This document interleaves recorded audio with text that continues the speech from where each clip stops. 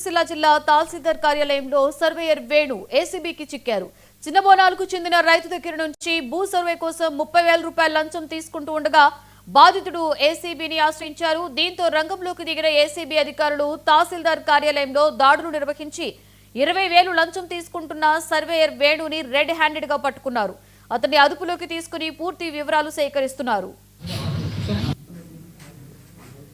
నమస్తే అండి, నేను Vijay Kumar Vijay Kumar DSP ACB Karimnagar.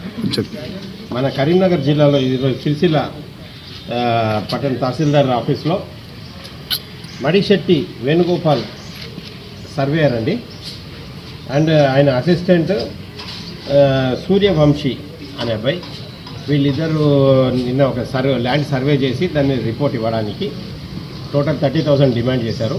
30,000 demand చేసి కంప్లైంట్ దగ్గర నుంచి నిన్న సర్వే చేసి 10,000 రూపీస్ క్యాష్ రివార్డ్గా తీసుకున్నారు. అండ్ ఈరోజు సర్టిఫికేట్ దాన్ని సర్వే రిపోర్ట్ ఇవ్వడం కోసము 20,000 ఎక్స్ట్రా డిమాండ్ చేశారు. టోటల్ 30,000కి 20,000 యాక్సెప్ట్ చేస్తూ వీళ్ళు పట్టుబడ్డారు. సర్వేయర్ గారు తీసుకోలేదు చేతోటి, వాళ్ళ అసిస్టెంట్ని తీసుకోమంటే రైట్ హ్యాండ్ తోటి అబ్బాయి తీసుకొని పాకెట్లో పెట్టుకున్నాడు, రైట్ పాకెట్లో. రైట్ హ్యాండ్ ఫింగర్స్ ఈ సూర్యవంశీ అనే అబ్బాయి దగ్గర అసిస్టెంట్ దగ్గర నుంచి వచ్చాయి.